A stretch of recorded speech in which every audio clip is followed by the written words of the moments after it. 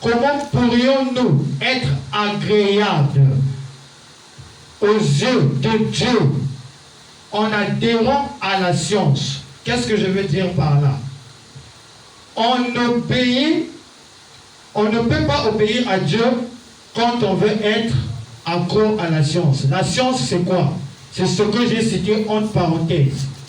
Les curettages et les pilules. Ce qu'on nous a inculqué par les télévisions, ce qu'on a vu, et qu'on a copié des autres. N'étant pas, ces hommes-là ne sont pas chrétiens.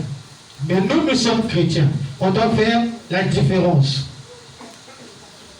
Et obéissons au diable par les avortements. Donc ce que nous obéissons là, ce que nous prenons comme pilule, comme curettage, nous obéissons au diable sans le savoir.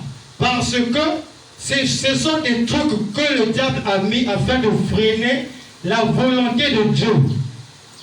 En fait, c'est pour cela que j'ai pris ce texte. Il nous est dit dans Genèse 1, 18, soyez féconds. Je m'arrête d'abord là. Genèse 1, verset 18. Dieu nous dit, soyez féconds. Il nous oblige. Il ne nous dit pas, s'il vous plaît. Mais il nous dit, soyez. C'est une obligation. Parce qu'il a créé cette terre et il nous a envoyés en mission afin de la remplir. Et il dit, multipliez-vous. Toujours, il dit, vous. Multipliez-vous. Il vous oblige à vous multiplier. Remplissez la terre. Là aussi, il nous oblige de remplir la terre. Il ne nous dit pas, s'il vous plaît.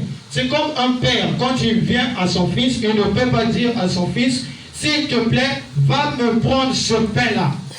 Il a le temps besoin de te dire, va me prendre, parce que c'est lui ton Dieu sur terre. Il a le plein droit de te le dire, ou ne pas te le dire. Mais lui, il nous dit, vas-y, va te multiplier sur la terre, remplis la terre. C'est comme une personne qu'on dit, va remplir ce gobelet d'eau.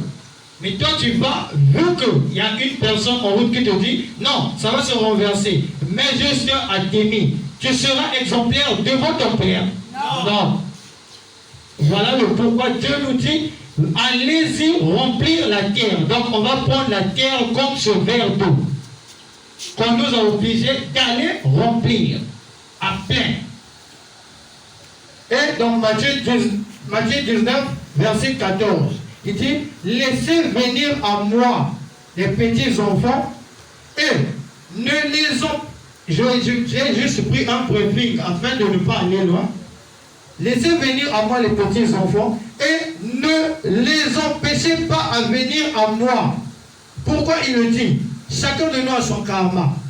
Dans le karma que tu avais peut-être avant, tu étais peut-être pécheur. Tu étais peut-être celui qui a crucifié Jésus. Mais il t'a donné la mort afin de te faire revivre encore, afin de te donner encore une deuxième chance.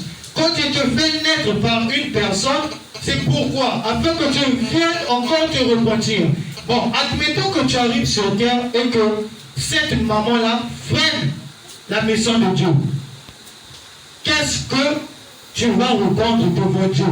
Dieu a obligé cette personne de revenir sur terre afin de venir se repentir, afin qu'il puisse diminuer ses péchés, faire, disons, supplication sur ce qu'il a commis dans son karma passé avant peut-être la mort.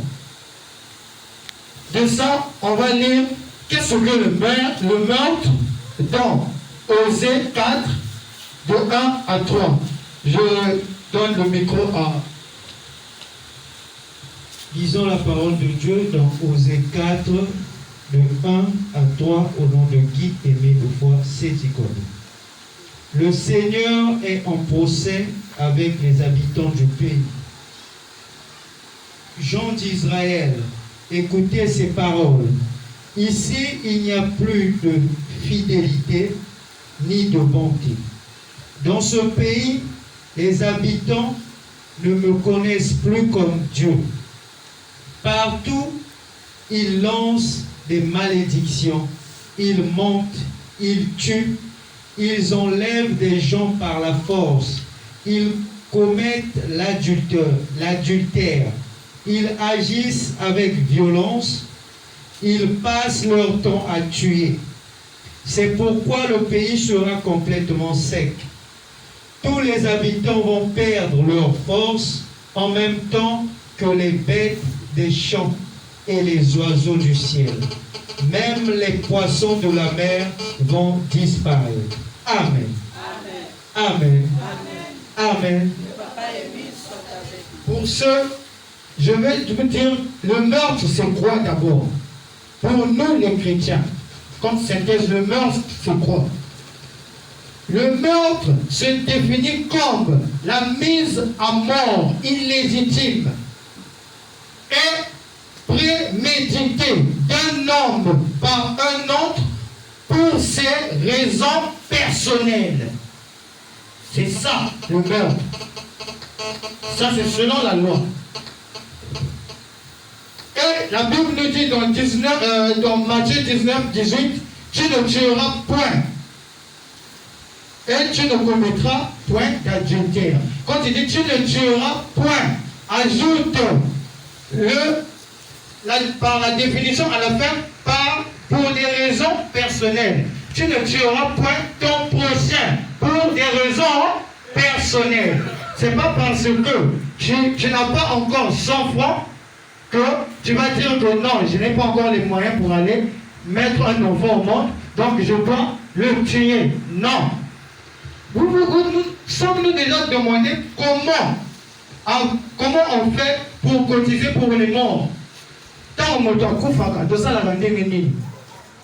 Pour que tu payes sa cotisation, de ça la bandérine. Et il y a un cas bongo. Comment on a payé? Si pas payé, ça l'a payé. Quand un enfant naît, c'est la même chose. Parfois tu te retrouves avec 0 francs.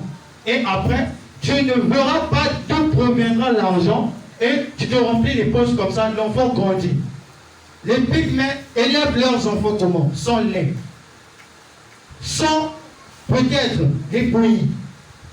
De ça, on va lire dans Psaume 32, 8 à 9. Lisons la parole de Dieu dans le Psaume 32, du verset 8 au 9e, au nom de qui aimé le foi, c'est Ticolo. Le Seigneur m'a dit, je vais t'enseigner et te montrer la route à suivre. Je vais te donner un conseil en gardant les yeux fixés sur toi. Le cheval et le mulet sont stupides. Il faut les freiner et les guider pour les faire obéir. Ne leur ressemble pas, alors rien de mal ne t'arrivera. Amen. Amen. Amen. Il nous le dit parce qu'il sait que nous allons juger les anges. C'est nous qui allons juger les anges. Mais comment on peut être agréable à Dieu quand, disons, être exemplaire devant ces anges-là alors que nous-mêmes nous sommes tueurs? On ne pourra pas juger ces anges. Impossible. De ça, on va finir par le Romains 2, 19 à 23. Lisons la parole de Dieu dans Romains 2, au verset 19 à 23, au nom de qui aimé le foi, c'est Ticol. Tu es sûr d'être le guide des aveugles, la lumière de ceux qui sont dans la nuit, le professeur des ignorants, le maître des petits. Oui, tu es sûr que la loi te présente parfaitement la connaissance et la vérité. Eh bien, toi qui enseignes les autres, tu ne t'enseignes pas toi-même. Tu recommandes de ne pas voler, mais tu voles. Tu interdis l'adultère, mais toi, tu le commets.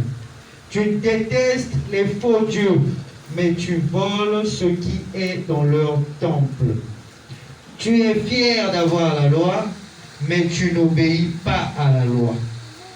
Et par là, tu enlèves à Dieu son honneur. Amen. Amen. Amen. Amen. Amen. Ça, tout a été dit dans ce verset comme conclusion. Donc, chers frères et sœurs, si nous apportons jusqu'à présent, étant membres confirmés, ça veut dire que nous ne sommes pas encore sceptiques, comme on pouvait dire dans le temps d'Israël, chrétiens. Donc, nous devions changer nos comportements, s'il nous plaît. Il pouvait arriver que cette personne-là soit celui qui devait... Nous sommes tous des hommes, nous avons une chair. Il peut avoir une personne comme président de la section. Un jour, elle est aussi, disons, Dieu sait à quel moment le reprendre son âme. Et que cet enfant que tu tues là, c'était la personne qui devait remplacer, par exemple, la présidente. Quel est le motete djambo que non, on peut dire, wana yo osali, pour bloquer monsieur avant, papa qui est pas